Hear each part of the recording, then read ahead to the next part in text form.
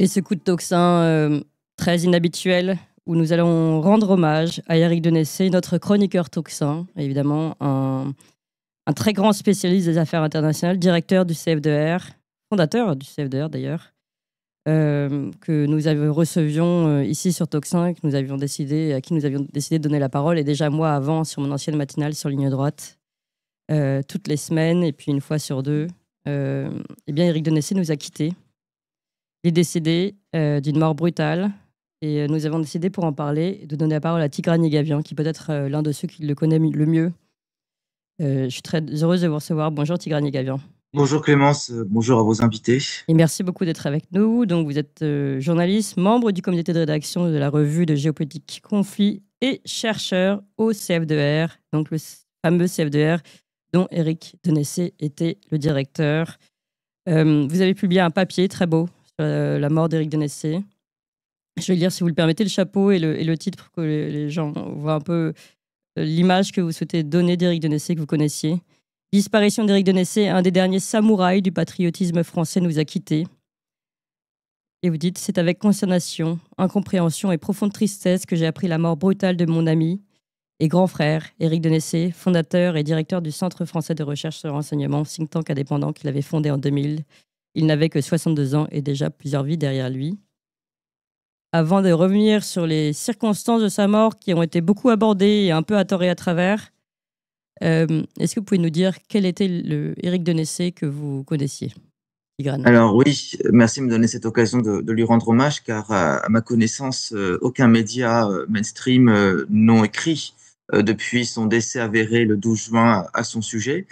Éric était, j'emprunte cette formule à notre ami commun Alexandre Delval, un véritable samouraï, dans le sens que c'était un homme à contre-courant de son époque, un véritable aristocrate, si vous voulez, pour qui les valeurs de probité intellectuelle, de courage physique se couplaient avec le courage intellectuel.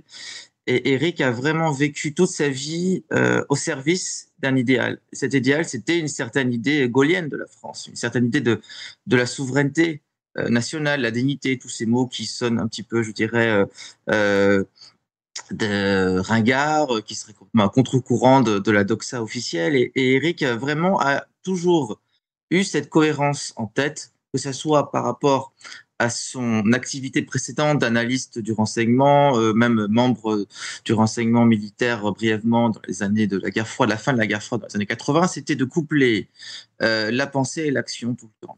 Et on peut vraiment, je crois, rendre hommage à cette cohérence et à cette œuvre féconde qu'il a laissée derrière lui, au travers de la création du Centre français de recherche sur le renseignement et de toutes les publications annexes, que ce soit les publications du Centre, mais aussi tous les ouvrages, les livres collectifs et individuels que Éric a publiés, à peu près 29 ouvrages. On ne réalise pas à quel point Éric a laissé une œuvre derrière lui. Donc, je garde en mémoire, si vous voulez, ce binôme, l'action et la pensée au service de la France, mais aussi cette obsession qu'il avait de former des jeunes, d'avoir toujours le souci de la transmission au travers, si vous voulez, d'une appétence pour les sciences humaines, les connaissances, tout en étant extrêmement pointu dans son analyse de la géopolitique, la sécurité internationale, du renseignement, bien sûr. Oui, il avait pris des positions qui, alors qu'à un moment donné, il a été très reconnu par tous, par son travail et par ce qu'on appelle les médias mainstream. Il avait d'ailleurs des chroniques sur BFM à l'époque qui m'en parlaient. Il a osé critiquer l'expansionnisme de l'OTAN, critiquer l'affaire Alstom et ensuite, plus récemment, revenir sur, évidemment, la guerre en Ukraine. Et la responsabilité des Occidentaux dans cette guerre en Ukraine. Ça lui a valu d'être énormément critiqué, mis au placard, entre guillemets, par... Le malheur d'Éric Denessé et de beaucoup de vos camarades, de vos amis, c'est souvent d'avoir raison trop tôt. Quand on a raison trop tôt, on le paye assez cher. Ouais. Et Éric était assez bien placé pour cela. Effectivement, Éric, dans les années 90-2000, il a eu son heure de gloire avec le 11 septembre 2001.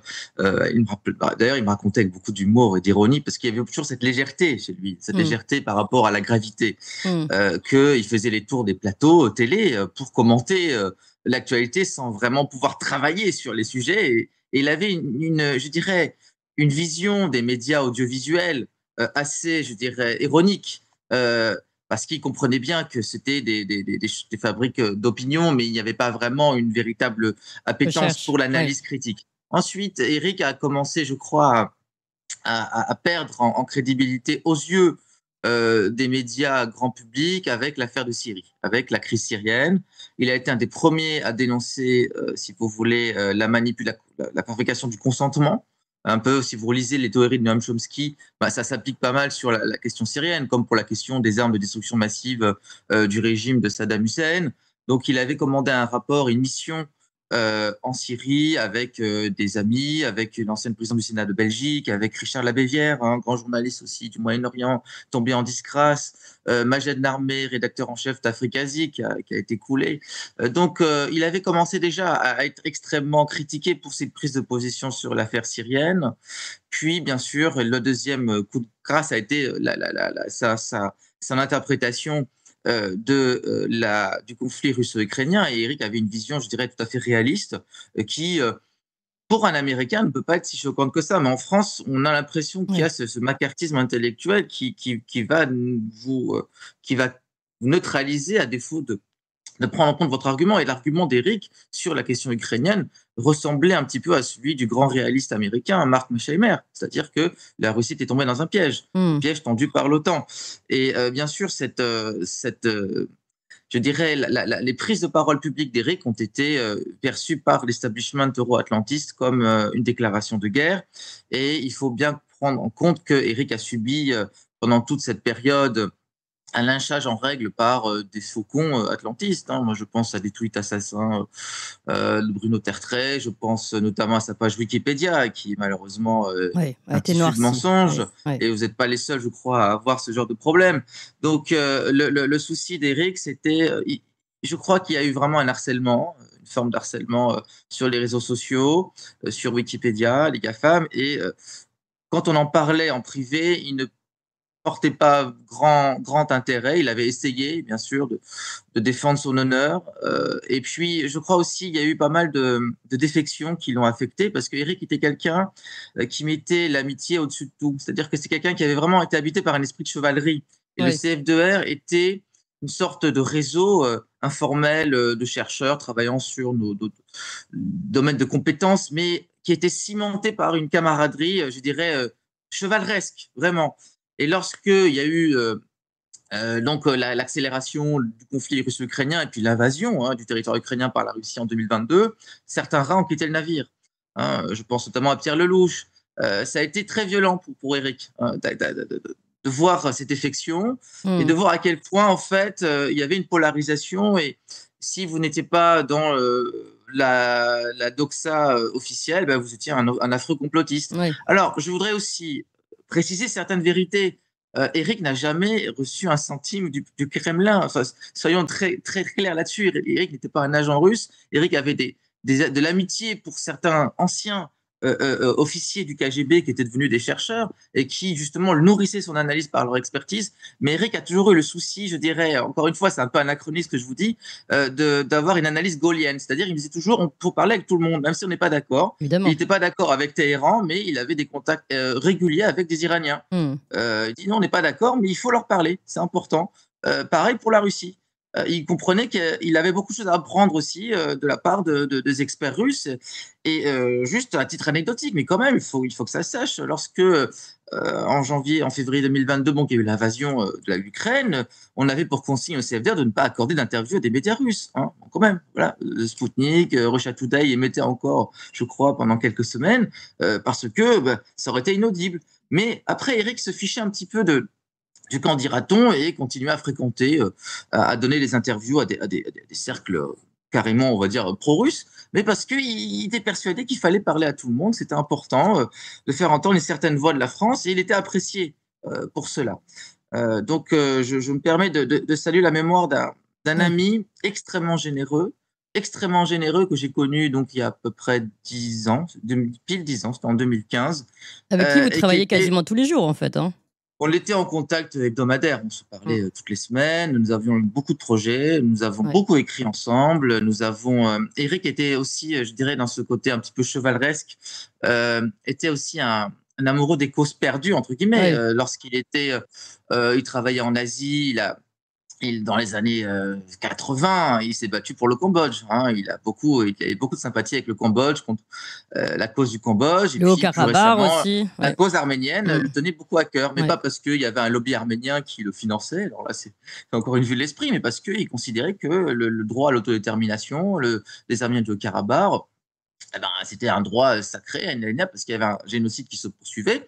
Puis dans ce cas, soyez cohérents. Si vous voulez annexer le Karabakh, rendez le Kosovo serbe. Soyez cohérents, arrêtez le deux poids, deux mesures. Mm. Donc il y avait tout cet engagement pour la cause arménienne, et nous avons fait ce livre noir du Haut-Karabakh. Nous étions les seuls Ouais. au CF2R vraiment à en parler. Un ouvrage collectif qui On a l'avait réuni des reçu grandes d'ailleurs. signatures Ouais. en 2022. Mm. Combat d'arrière-garde, j'ai une immense générosité je dirais même une sorte de transcendance, parce que en fait tout chez Eric aspirait à la transcendance, que ce soit son élégance naturelle, quelqu'un qui était très à cheval sur les principes, sur la politesse, sur l'éducation, sur le respect, mais aussi sur le respect de la pensée, le respect des idées. Ouais. C'était un grand lecteur, c'était un grand admirateur de la littérature française. C'était quelqu'un qui était très à cheval sur, euh, sur la passion de transmettre. Et c'est vrai qu'il a eu la chance aussi d'avoir un beau parcours académique, parce qu'il a quand même fait sa thèse de doctorat avec Paul-Marie Couteau. Donc on sait d'où il Ouais. vient. Je veux dire, c'est quelqu'un qui a œuvré toute sa vie, je dirais, à forger une pensée stratégique française, à Alors. contre-courant je dirais, de l'euro-atlantisme, mais ça Mm. n'empêche pas que Eric avait son indépendance. Et là, je dirais, où on se pose beaucoup de questions, parce que moi, je le savais en forme morale et physique, mais je savais aussi qu'Eric avait des problèmes financiers, puisque ça faisait déjà un certain moment qu'il n'avait plus d'affaires, hein. Lui, il vivait beaucoup de ses activités de conseil. Mm. Et je sais qu'il continue à travailler pour le compte des éditions Ellipse, parce qu'il y avait cette monumentale œuvre, histoire mondiale du renseignement, hein, en 8 tomes, dont les 2 derniers tomes sont pratiquement bouclés. Reste à savoir si nous pourrons achever, mener à bien cette belle entreprise collective auquel j'y avais contribué, d'autres ont contribué bien sûr. Donc beaucoup, beaucoup d'interrogations, mais sur les causes, les causes de sa mort brutale, je prônerais la prudence. Une enquête est en cours.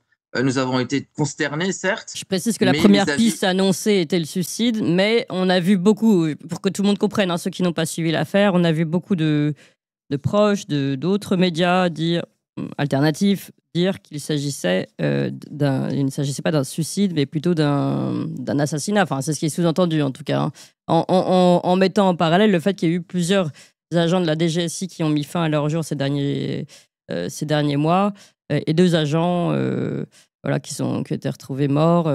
Donc voilà, on se dit, ça fait beaucoup de morts c'est du une thèse, renseignement. Ouais. c'est une thèse qui est relayée par les proches d'Eric, par sa famille, et qui a demandé une enquête, hein, parce que bien sûr, nous nous interrogeons. Moi, j'avais Eric au téléphone un peu moins d'une semaine avant d'apprendre la nouvelle de son décès. Il m'avait commandé des articles pour la revue Historia. Enfin, il y avait une activité toujours en cours éditoriale, mais je me rappelle que oui, il avait des problèmes financiers. Oui, il y avait cet harcèlement toujours, mais je ne pense pas que cet harcèlement continu avait porté préjudice à son moral d'acier. C'était un homme extrêmement sportif, qui faisait du sport tous les jours, un homme qui prenait soin de lui, prenait soin de son corps, et prenait soin de son esprit, qui était toujours je dirais, dans une sorte d'ascèse, mais Ouais. aussi un homme qui avait sa part de mystère, qui vivait reclus dans sa Savoie, Ouais. dans une maison en Savoie. Il montait très rarement à Paris. Avant, il montait au moins une fois par mois, tous les 2 mois, il montait à Paris pour ses rendez-vous. Et là, ça faisait quand même un certain moment qu'il n'était plus venu à Ouais, Paris. tout à fait. Donc, faisons confiance. Je veux dire, oui, il y a une enquête est en cours. Est-ce qu'il est opportun de mettre en relation la mort de ces 2 agents de la DGSI ou du général de Lawar aussi, connu pour ses prises de position assez radicales, avec le décès d'Henri Denisset? Moi, je réponds par une autre question. Ouais. En quoi Eric était une menace? En quoi Eric gênait? Ouais. Dire oui, ça avait des choses, certes, mais pas forcément plus que d'autres. Et est-ce que c'était un poil à gratter, certes, mais c'était pas non plus un homme qui était détenteur de secrets d'État, capable d'ébranler la Macronie. C'est pas Juan Branco qui, pour le coup, est un homme qui peut ébranler le cercle rapproché de M. Macron par voilà, ses connaissances intimes de M. Attal et d'autres. Bon, voilà, je ne pense pas très honnêtement que Éric était un homme capable d'ébranler, de faire vaciller la Macronie. Mais effectivement, beaucoup de questions, beaucoup d'interrogations. Moi, Bien je sûr, le savais en bonne forme, mais il y a des choses que nous ne savons pas. bien sûr. Donc, l'enquête est en cours. En tout cas, ne nous précipitons pas. C'est votre mot, Tigran Yegavian. J'aimerais donner la parole à Georges Kumanovic et Edouard Husson qui ont pris la peine de rester aussi pour dire un mot sur Éric Denessé. Georges Kumanovic, vous le connaissiez? Alors, pas aussi bien que Tigran Yegavian, qui, je crois, a tout dit, mais on se parlait. Éric Denessé était intervenu plusieurs fois sur notre média. Et c'est vrai que moi aussi, j'ai fait partie de ceux qui ont eu quelques doutes, puisqu'on s'est parlé une dizaine de jours, enfin 2 semaines. Il devait intervenir à nouveau. On devait se voir à Paris. Enfin bon, voilà. Rien n'indiquait une personne Oui, qui a envie de qui allait disparaître. se suicider. Voilà. Mm. Bon. Mais je ne suis pas proche comme Tigran Yegavian. Et je crois que il a raison d'être mesuré, car on ne sait pas ce qui peut passer dans la vie. Bon, les choses sont toujours compliquées. Et effectivement, difficile d'imaginer, parce que assassiner quelqu'un implique qu'il représente une menace. Donc voilà. L'enquête le dira. Mais ce que je veux dire, c'est que je suis touché par ce qu'a dit Tigran Yegavian. C'est quelqu'un d'honneur. Voilà, c'est une valeur qui se perd beaucoup, de grand courage. Et non, il n'était pas critique. C'était un réaliste. Mm. Et malheureusement, quand on est réaliste, ça plaît pas. Et quand tout à l'heure vous parliez de ce qui se passe en Iran, vous avez quelqu'un comme Eric Tegner. Ah, c'est bien ce que fait Israël parce qu'il tape sur des islamistes. Et que c'est la doxa du moment à la télévision, si vous dites des choses réalistes, ben vous passez pour un soutien de Téhéran. Voilà, parce que pour des gens bas du front, c'est ce qui se passe. Voilà. Et puis, il incarnait effectivement la pensée stratégique française.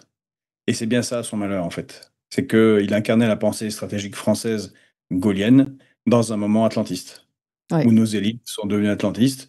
Et c'est ça, peut-être la tragédie la plus importante pour quelqu'un comme Éric Denessé.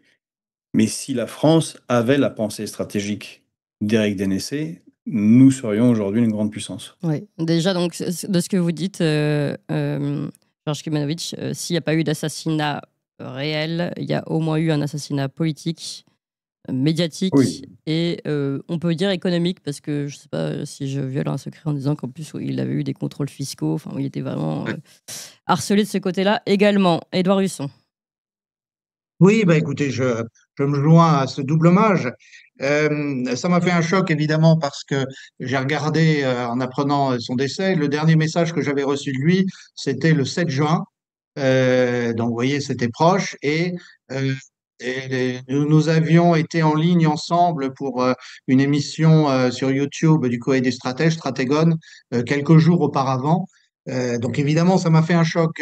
Là, moi, pendant longtemps, je connaissais pas Eric, et puis j'ai appris à le connaître lorsque la guerre d'Ukraine a commencé. Hmm. À l'époque, on n'était pas nombreux à essayer de penser de manière réaliste, comme dit Georges Kuzmanovic. Et donc, j'étais content de le trouver et de le lire parce que je me sentais moins seul.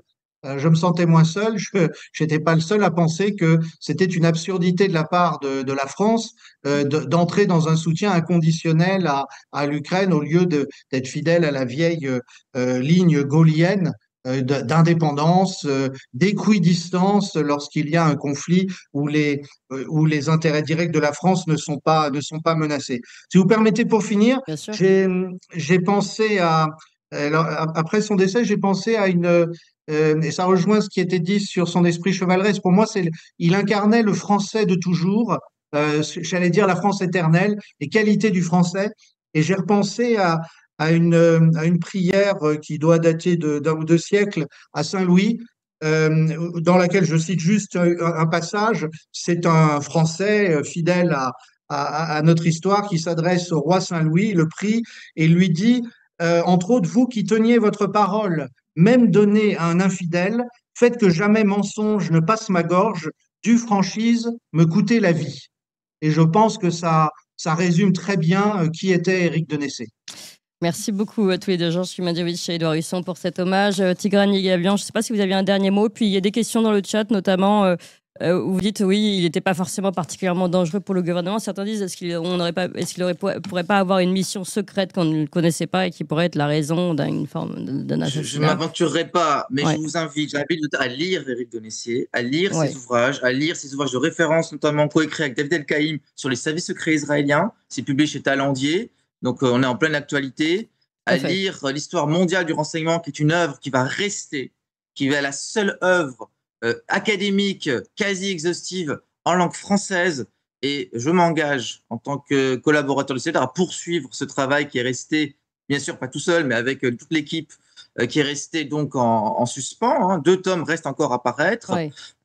Il faut prier pour l'âme, pour le repos de l'âme d'Éric. Il faut penser en cohérence et en respect, en poursuivant cet héritage, ce legs d'Éric, et agir, bien sûr, pour le rayonnement de notre pensée stratégique et pour notre souveraineté. Ouais, merci beaucoup à vous, Tigran Yegabian. Je sais que vous étiez, et nous aussi d'ailleurs, particulièrement touchés par cette mort de votre collaborateur, Éric de Nessé, et nous de notre chroniqueur qu'on appréciait particulièrement, évidemment, pour ses informations, son renseignement. Et vous l'avez dit, sa droiture. Merci encore, Tigran Yegabian. Merci À beaucoup. bientôt. Bonne journée. Je rappelle que vous êtes chercheur au CFDR et que le CFDR va perdurer plus que jamais au nom aussi justement de la mémoire d'Éric de Nessé et de son travail, le Centre français de recherche sur le renseignement. Et nous, avant de finir et donner la parole à notre invité à la volée, je vous propose d'écouter un extrait d'Éric de Nessé qui revenait justement sur ces services de renseignement israéliens et ce qui se passait, je crois que ça date d'avril, ce qui se passait en interne. Et donc ça, c'est vraiment des informations qu'on n'avait que grâce à Éric de Nessé. Écoutez ça, justement, il en parlait, Tigran Yegabian. Et puis ensuite, nous recevons Marion Saint-Michel. Alors, premier élément, il y a une crise très importante en Israël aujourd'hui dont on ne parle pas. Les patrons des services de renseignement, notamment du Shin Bet, qui est l'équivalent de la DGSI française, sont aujourd'hui sur la sellette. Un certain nombre de rapports sont sortis sur le fait qu'avant le 7 octobre, Netanyahou avait essayé de parvenir à un arrangement civil avec le Hamas, qu'il avait refusé l'assassinat du chef du Hamas dans la bande de Gaza. Donc tout ça commence à sortir sur les chaînes publiques. En réaction, Netanyahou a accusé les anciens patrons du Shin Bet et l'actuel patron du Shin Bet de chercher à le déstabiliser.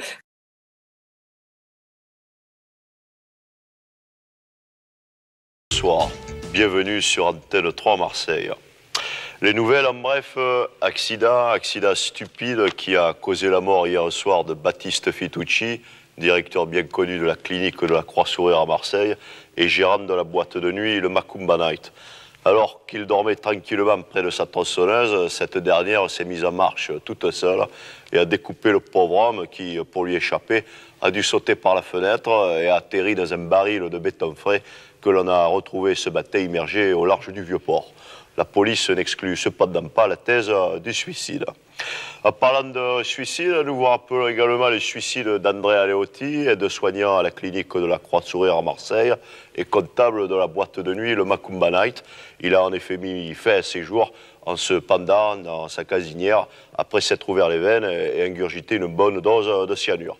Cependant, la police n'exclut pas la thèse de l'accident. Drogue, superbe prise ce matin par les policiers du 7e arrondissement qui ont découvert 400 kilos d'héroïne dans le coffre de la voiture du préfet. Ce dernier n'a pas manqué de les féliciter. En Icroche, Rix, hier soir au bar Fleury de la Canebière, où le gérant de l'établissement a ouvert le feu avec son fusil sur une dizaine de Maghrébins en prétextant que ces derniers parlaient trop fort. La police est arrivée bien sûr tout de suite sur les lieux et leur enquête a révélé qu'effectivement les Maghrébins parlaient trop fort. Enfin, une bien triste nouvelle qui risque encore d'entacher la réputation de notre belle cité phocéenne. La police, en effet, a perquisitionné hier chez l'adjoint au maire de Marignane et après les fouilles minutieuses, elle n'y a trouvé aucune fausse facture. L'adjoint au maire a été immédiatement mis en garde à vue. Une triste affaire à suivre. C'était tout pour ce soir. Je vous souhaite une bonne soirée à tous.